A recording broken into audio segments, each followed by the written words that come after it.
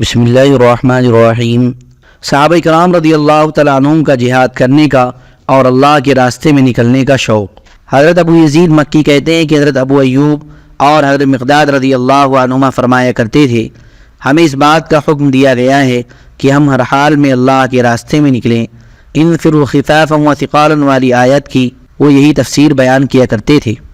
حضرت ابو راشد حبرانی رحمۃ اللہ علیہ کہتے ہیں کہ میں حضور صلی اللہ علیہ وسلم کے شہسوار حضرت مقداد بن اسود رضی اللہ عنہ سے ملا۔ وہ حمص میں صراف کے ایک صندوق پر بیٹھے ہوئے تھے۔ چونکہ جسم بھاری ہو چکا تھا اس لیے ان کا جسم تابوت سے باہر نکلا ہوا تھا، اور اس حال میں بھی ان کا اللہ کے راستے میں جہاد کے لیے جانے کا ارادہ تھا۔ میں نے ان سے کہا، اللہ تعالیٰ نے آپ کو معذور قرار دیا ہے۔ انہوں نے فرمایا، سورہ بحوث کی آیت انفروا خفافا وثقالا نے ہمارے ہر طرح کے عذر ختم کر دیے ہیں۔ حضرت جبیر بن نفیر کہتے ہیں کہ ہم لوگ دمشق میں حضرت مقداد بن اسود رضی اللہ تعالیٰ عنہ کے پاس بیٹھے ہوئے تھے، اور وہ ایک صندوق پر بیٹھے ہوئے تھے۔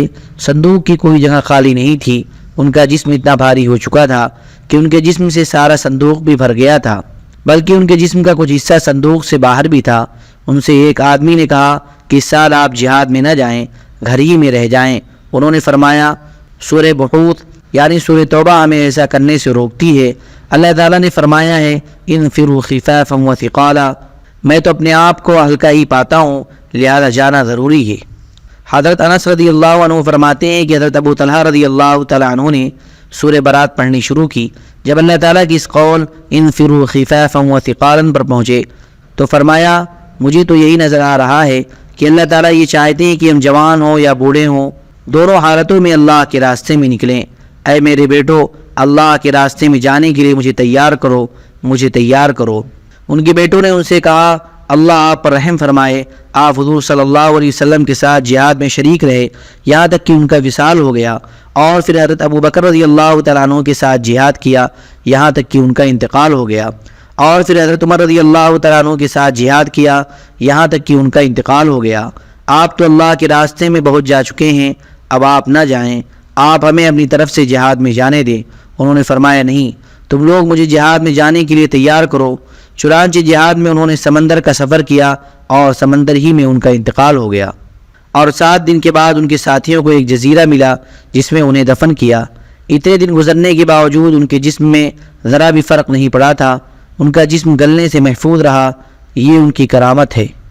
حضرت محمد بن سیرین رحمۃ اللہ علیہ بیان کرتے ہیں کہ حضرت ابو ایوب انصاری رضی اللہ تعالیٰ عنہ حضور صلی اللہ علیہ وسلم کے ساتھ غزوہ بدر میں شریک ہوئے۔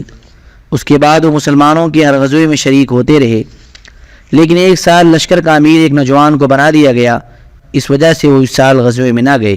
لیکن اس سال کے بعد وہ ہمیشہ افسوس کرتے رہے، اور 3 مرتبہ فرمایا کرتے کہ مجھے اس سے کیا غرض کہ میرا امیر کس کو بنایا گیا ہے، میری غرض تو مسلمانوں کے ساتھ اللہ کی راہ میں جانا ہے۔ چنانچہ اس کے بعد وہ ایک غزوے میں گئے جس میں وہ بیمار ہو گئے، اور لشکر کا امیر یزید بن معاویہ تھا۔ وہ ان کی عیادت کے لیے ان کے پاس آیا، اور اس نے پوچھا کہ آپ کو کسی چیز کی ضرورت ہے؟ انہوں نے فرمایا، مجھے اس بات کی ضرورت ہے کہ جب میں مر جاؤں تو میری لاش کو کسی سواری پر رکھ دینا، اور جہاں تک ہو سکے مجھے دشمن کے علاقے میں لے جانا، اور جب آگے لے جانے کا راستہ نہ ملے تو مجھے وہاں دفن کر دینا، اور وہاں سے تم واپس آ جانا۔ چنانچہ جب ان کا انتقال ہوا تو یزید نے ان کی لاش کو ایک سواری پر رکھا اور دشمن کے علاقے میں لے کر گیا، اور جب آگے لے جانے کا راستہ نہ ملا تو ان کو وہاں دفن کر دیا، اور وہاں سے واپس ہو گیا۔ حضرت ابو ایوب رضی اللہ تعالیٰ عنہ فرمایا کرتے تھے کہ اللہ تعالیٰ نے فرمایا ہے، انفروا خفافا وثقالا، تم ہلکے ہو یا بھاری، ہر حال میں اللہ کی راہ میں نکلو، لہذا میں اپنے آپ کو ہلکا پاؤں یا بوجھل، مجھے ہر حال میں نکلنا چاہیے۔ حضرت ابو ایوب رضی اللہ تعالیٰ عنہ حضرت معاویہ رضی اللہ تعالیٰ عنہ کے زمانے میں غزوے میں گئے اور بیمار ہو گئے۔ جب زیادہ بیمار ہو گئے تو اپنے ساتھیوں سے فرمایا کہ جب میں مر جاؤں تو مجھے سواری پر لے چلنا، جب دشمن کے سامنے صفیں باندھنے لگو تو اپنے قدموں میں مجھے دفن کر دینا۔ چنانچہ ان حضرات نے ایسا ہی کیا۔ آگے اور حدیث بھی ہے۔ حضرت ابو ذبیان کہتے ہیں کہ حضرت ابو ایوب رضی اللہ تعالیٰ عنہ یزید بن معاویہ کے ساتھ ایک غزوے میں گئے۔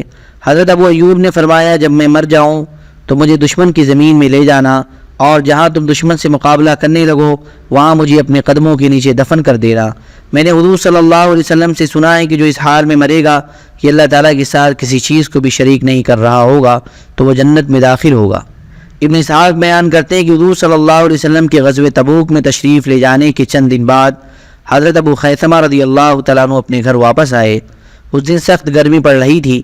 انہوں نے دیکھا کہ ان کے باغ میں ان کی 2 بیویاں اپنے اپنے چھپر کے اندر ہیں اور ہر ایک نے اپنے اپنے چھپر میں چھڑکاؤ کر رکھا ہے اور ہر ایک نے ان کے لیے ٹھنڈا پانی اور کھانا تیار کر رکھا ہے۔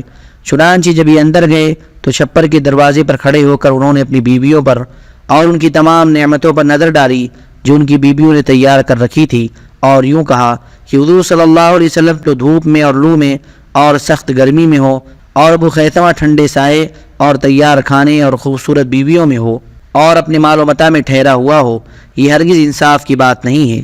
اس کے بعد کہا، اللہ کی قسم میں تم دونوں میں سے کسی کے چھپر میں داخل نہیں ہوں گا، میں تو سیدھا حضور صلی اللہ علیہ وسلم کی خدمت میں جاؤں گا، تم دونوں میرے لیے زاد سفر تیار کر دو۔ چنانچہ انہوں نے تیار کر دیا، پھر اپنی اونٹنی کے پاس آئے اور اس پر کجاوا کسا، پھر حضور صلی اللہ علیہ وسلم کی تلاش میں چل پڑے، اور حضور صلی اللہ علیہ وسلم جب تبوک پہنچے ہی تھے تو یہ حضور صلی اللہ علیہ وسلم کی خدمت میں پہنچ گئے۔ راستے میں حضرت عمیر بن وہب جمحی رضی اللہ عنہ کی ان سے ملاقات ہوئی تھی، وہ بھی حضور صلی اللہ علیہ وسلم کی تلاش میں نکلے ہوئے تھے۔ وہاں سے آگے یہ دونوں حضرات اکٹھے چلتے رہے۔ تبوک کے قریب آ کر حضرت ابو خیثمہ نے حضرت عمیر بن وہب سے کہا، مجھ سے یہ غلطی ہوئی ہے، اس لیے میں حضور صلی اللہ علیہ وسلم کی خدمت میں جلدی حاضر ہونا چاہتا ہوں، اور چونکہ تم سے کوئی غلطی نہیں ہوئی ہے اس لیے اگر تم ٹھہر کر آؤ تو اس میں کوئی حرج کی بات نہیں ہے، اس لیے مجھے پہلے جانے دو۔ چنانچہ انہوں نے اسے منظور کر لیا۔ جب یہ حضور صلی اللہ علیہ وسلم کے قریب پہنچے تو آپ تبوک میں ٹھہرے ہوئے تھے۔ لوگوں نے کہا، یہ راستے میں ایک سوار آ رہا ہے۔ حضور صلی اللہ علیہ وسلم نے فرمایا، خدا کرے یہ ابو خیثمہ ہو۔ صحابہ کرام نے عرض کیا، یا رسول اللہ، اللہ کی قسم واقعی یہ ابو خیثمہ ہیں۔ جب یہ اپنی سواری بٹھا چکے تو انہوں نے آ کر حضور صلی اللہ علیہ وسلم کو سلام کیا۔ حضور صلی اللہ علیہ وسلم نے ان سے فرمایا، اے ابو خیثمہ، تیرا ناس ہو۔ پھر انہوں نے حضور صلی اللہ علیہ وسلم کو ساری بات بتائی۔ حضور صلی اللہ علیہ وسلم نے ان کے بارے میں کلمات خیر فرمائے اور ان کے لیے دعائے خیر فرمائی۔ حضرت سعد بن خیثمہ رضی اللہ تعالیٰ عنہ فرماتے ہیں کہ میں پیچھے رہ گیا اور حضور صلی اللہ علیہ وسلم کے ساتھ نہ جا سکا۔ ایک دن میں باغ میں آیا، میں نے دیکھا کہ چھپر میں پانی چھڑکا ہوا ہے اور وہاں میری بیوی موجود ہے۔ میں نے کہا، یہ تو انصاف نہیں ہے کہ حضور صلی اللہ علیہ وسلم تو لو اور گرم ہوا میں ہو اور میں اس سایہ اور ان نعمتوں میں ہوں۔ میں کھڑے ہو کر اپنی اونٹنی کی طرف گیا اور اس پر کجاوے کے پیچھے سامان سفر باندھا اور کھجوروں کا توشہ لیا۔ میری بیوی نے پکار کر پوچھا، ہے ابو خیثمہ کہاں جا رہے ہو؟ میں نے کہا، حضور صلی اللہ علیہ وسلم کے پاس جانے کا ارادہ ہے۔ چنانچہ میں اس ارادے سے چل پڑا۔ میں ابھی راستے میں تھا کہ حضرت عمیر بن وہب سے ملاقات ہوئی۔ میں نے ان سے کہا، تم بہادر آدمی ہو اور مجھے وہ جگہ معلوم ہے حضور صلی اللہ علیہ وسلم جہاں ہیں، اور میں گنہگار آدمی ہوں، تم تھوڑا پیچھے رہ جاؤ تاکہ میں حضور صلی اللہ علیہ وسلم سے تنہائی میں مل لوں۔ حضرت عمیر پیچھے رہ گئے۔ چنانچہ جب میں لشکر کے قریب پہنچا تو لوگوں نے مجھے دیکھ لیا اور حضور صلی اللہ علیہ وسلم نے فرمایا، خدا کرے یہ ابو خیثمہ ہو۔ میں نے حضور صلی اللہ علیہ وسلم کی خدمت میں حاضر ہو کر عرض کیا، یا رسول اللہ، میں تو ہلاک ہو چلا تھا، اور پھر میں نے اپنا سارا قصہ بیان کیا۔ آپ صلی اللہ علیہ وسلم نے میرے بارے میں کلمات خیر فرمائے اور میرے لیے دعا فرمائی۔ اللہ کے راستے میں نکلنے اور مال خرچ کرنے کی طاقت نہ رکھنے پر صحابہ کرام رضی اللہ عنہم کا غمگین ہونا۔ ابن اسحاق کہتے ہیں کہ مجھے یہ روایت پہنچی ہے کہ حضرت ابن یامین نصری رضی اللہ عنہ کی حضرت ابو لیلہ اور حضرت عبداللہ بن مغفل رضی اللہ عنہما سے ملاقات ہوئی۔ وہ دونوں حضرات رو رہے تھے۔ ابن یامین نے پوچھا، آپ دونوں کیوں رو رہے ہیں؟ ان دونوں حضرات نے فرمایا کہ ہم حضور صلی اللہ علیہ وسلم کی خدمت میں گئے تھے تاکہ آپ ہمیں اللہ کے راستے میں جانے کے لیے سواری دے دیں، لیکن ہم نے آپ کے پاس کوئی سواری نہ پائی جو آپ ہمیں دے دیتے، اور حضور صلی اللہ علیہ وسلم کے ساتھ جانے کے لیے ہمارے پاس بھی کچھ نہیں تھا۔ چونکہ حضور صلی اللہ علیہ وسلم کے ساتھ جانے کے لیے ہمارا کوئی انتظام نہیں ہو سکا، اس وجہ سے ہم لوگ رو رہے ہیں۔ چنانچہ حضرت ابن یامین نے ان حضرات کو اپنی اونٹنی دے دی اور سفر کے لیے کچھ کھجوروں کا توشہ بھی دیا۔ ان دونوں نے اس اونٹنی پر کجاوا کسا اور حضور صلی اللہ علیہ وسلم کے ساتھ گئے۔ یونس بن بکیر نے ابن اسحاق سے روایت میں یہ بھی نقل کیا ہے کہ حضرت علبہ بن زید رضی اللہ تعالیٰ عنہ کا حضور صلی اللہ علیہ وسلم کے ساتھ جانے کا کوئی انتظام نہ ہو سکا تو رات کو نکلے اور کافی دیر تک رات میں نماز پڑھتے رہے، پھر رو پڑے اور عرض کیا، اے اللہ، آپ نے جہاد میں جانے کا حکم دیا ہے اور اس کی ترغیب دی ہے، پھر آپ نے نہ مجھے اتنا دیا ہے کہ میں اسے جہاد میں جا سکوں اور نہ اپنے رسول کو سواری دی جو مجھے جہاد میں جانے کے لیے دے دیتے۔ لہذا کسی بھی مسلمان نے مال یا جان یا عزت کے بارے میں مجھ پر ظلم کیا ہو وہ معاف کر دیتا ہوں، اور اس معاف کرنے کا اجر و ثواب تمام مسلمانوں کو صدقہ کر دیتا ہوں، اور پھر یہ صبح لوگوں میں جا ملے۔ حضور صلی اللہ علیہ وسلم نے فرمایا آج رات کو صدقہ کرنے والا کہاں ہے؟ تو کوئی نہ کھڑا ہوا۔ آپ نے دوبارہ فرمایا صدقہ کرنے والا کہاں ہے؟ کھڑا ہو جائے۔ چنانچہ حضرت علبہ نے کھڑے ہو کر حضور صلی اللہ علیہ وسلم کو اپنا سارا واقعہ سنایا۔ حضور صلی اللہ علیہ وسلم نے فرمایا تمہیں خوشخبری ہو، اس ذات کی قسم جس کے قبضے میں میری جان ہے، تمہارا یہ صدقہ مقبول خیرات میں لکھا گیا ہے۔ حضرت ابو عبس بن جبر کہتے ہیں کہ حضرت علبہ بن زید بن حارثہ رضی اللہ تعالیٰ عنہ حضور صلی اللہ علیہ وسلم کے صحابہ میں سے ہیں۔ جب حضور صلی اللہ علیہ وسلم نے صدقہ کرنے کی ترغیب دی تو ہر آدمی اپنی حیثیت کے مطابق جو اس کے پاس تھا وہ لانے لگا۔ حضرت علبہ بن زید رضی اللہ تعالیٰ عنہ نے کہا اے اللہ میرے پاس صدقہ کرنے کے لیے کچھ بھی نہیں ہے، اے اللہ تیری مخلوق میں سے جس نے بھی میری آبروریزی کی ہے میں اسے صدقہ کرتا ہوں، یعنی اسے معاف کرتا ہوں۔ حضور صلی اللہ علیہ وسلم نے ایک منادی کو حکم دیا جس نے اعلان کیا کہ کہاں ہے وہ آدمی جس نے گزشتہ رات اپنی آبرو کا صدقہ کیا ہے؟ اس پر حضرت علبہ کھڑے ہوئے۔ حضور صلی اللہ علیہ وسلم نے فرمایا تمہارا صدقہ قبول ہو گیا۔ اللہ کے راستے میں نکلنے میں دیر کرنے پر اظہار ناپسندیدگی۔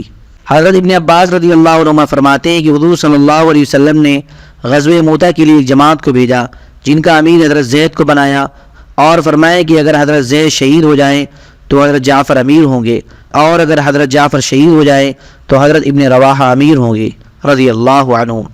حضرت ابن رواحہ ٹھہر گئے اور حضور صلی اللہ علیہ وسلم کے ساتھ جمعہ کی نماز پڑھی۔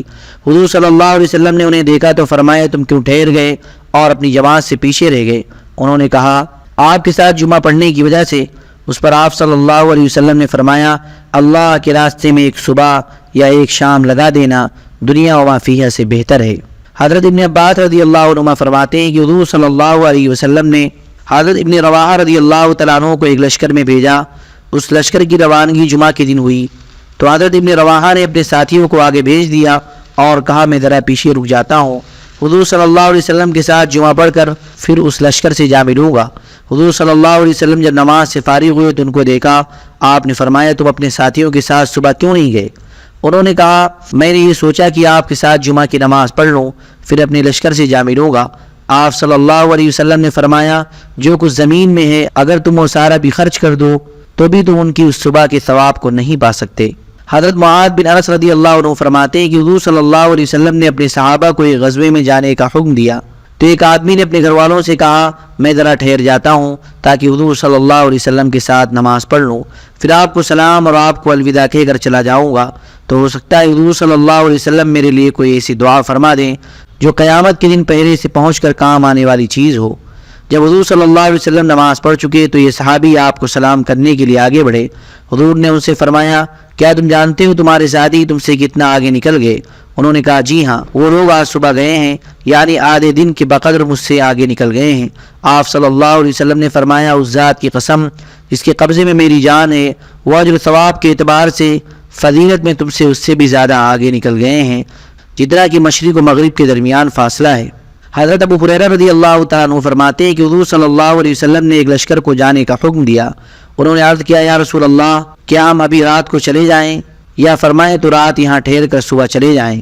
آپ صلی اللہ علیہ وسلم نے فرمایا کیا تم یہ نہیں چاہتے ہو کہ تم جنت کے باغوں میں سے ایک باغ میں یہ رات گزارو؟